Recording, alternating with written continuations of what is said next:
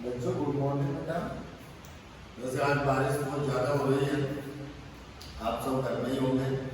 और सबसे बड़ी अपनी एक समस्या आई है कि 9th का जो सोशल साइंस है वो चेंज हो चुका है और सोशल साइंस बहुत अच्छा सब्जेक्ट आया है। इसमें आपको घर तक उन्हें रीडिंग मारना बहुत जरूरी है, जब ये चीज़ें आपको समझ में आएंगी। चैप्टर है आपका कक्षा 9 सामाजिक विज्ञान लोकतांत्रिक राजनीति भाग 1 है ना। ये बुक में सारी चीजें लिखी हुई है।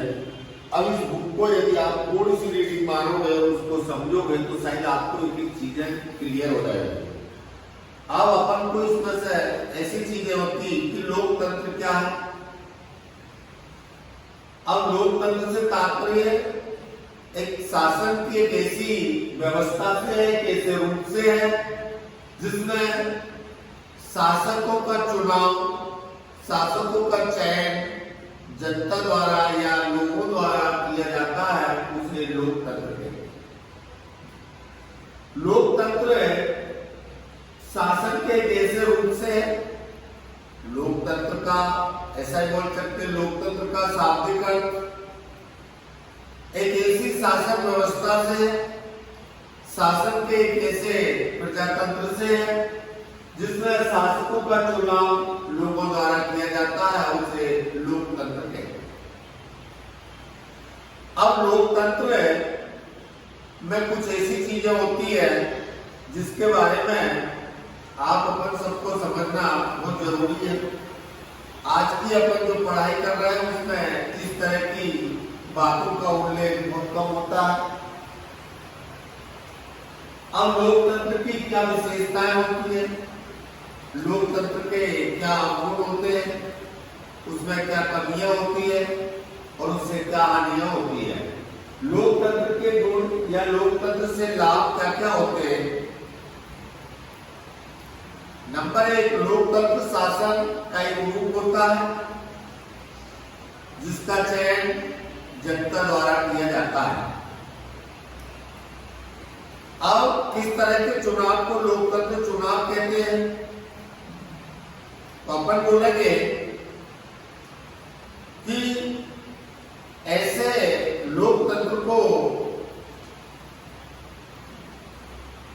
चुनाव का लोकतंत्र कहेंगे जिसमें शासन के प्रतिनिधि को जनता द्वारा चुना जाए।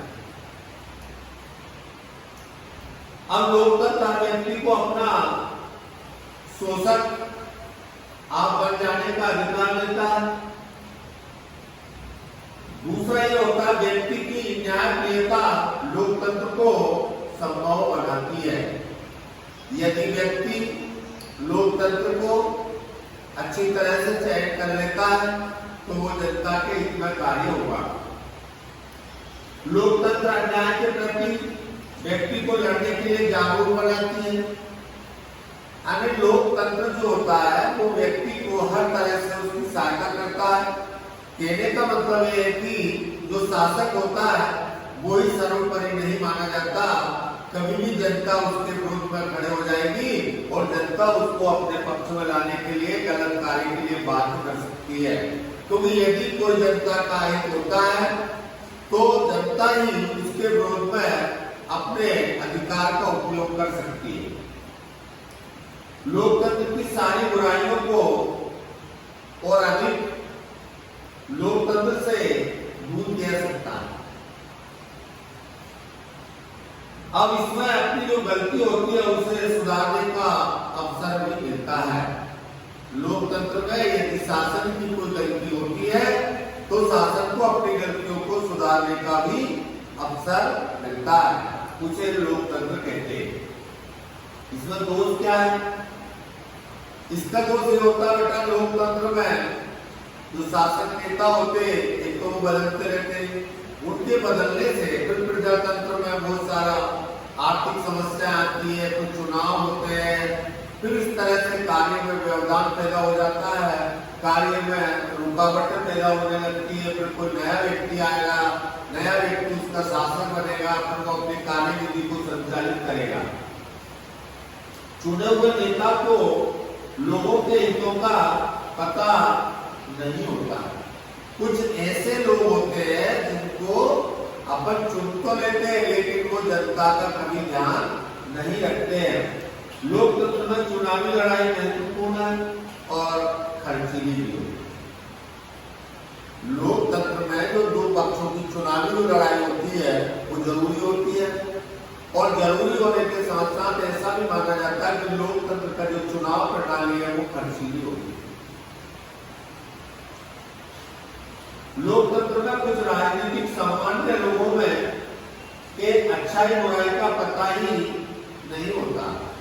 लोकतंत्र में एक तो ये बुराई होती कि लोग जो है अच्छे और बुरे नेताओं का चयन जल्दी नहीं कर पाते।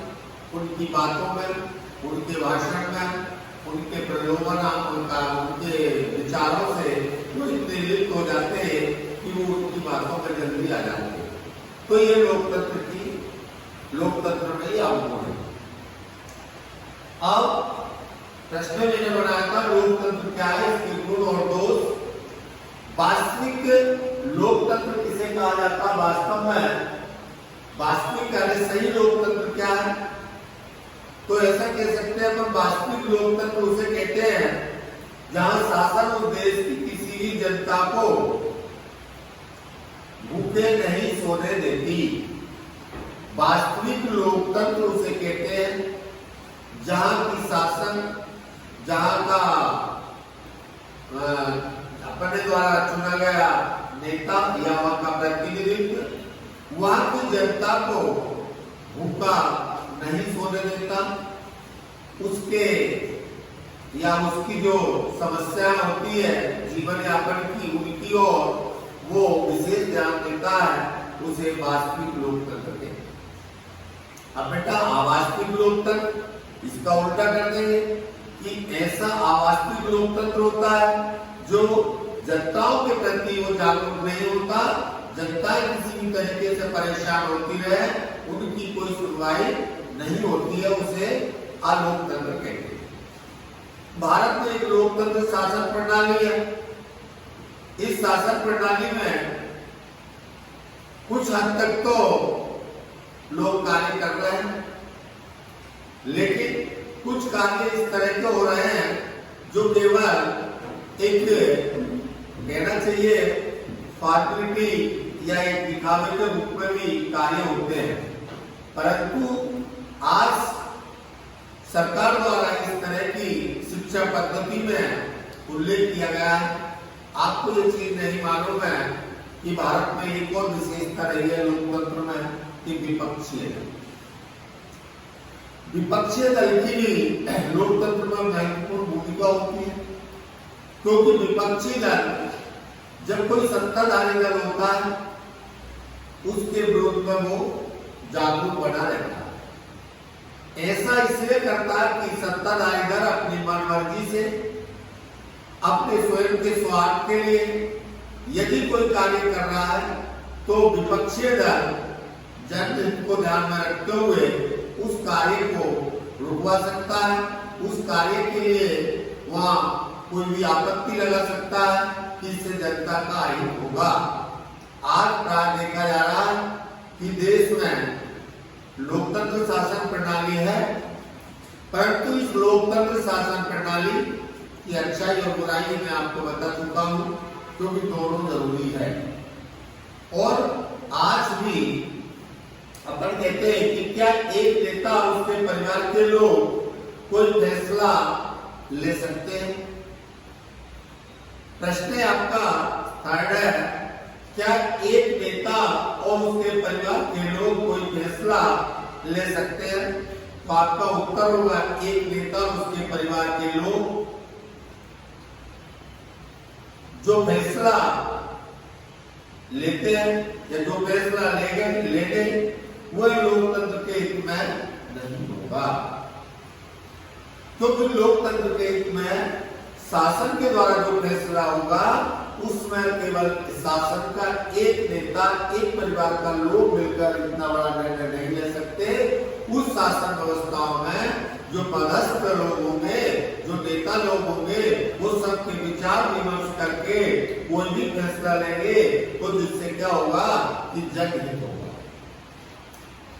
जनता का हित नहीं होगा।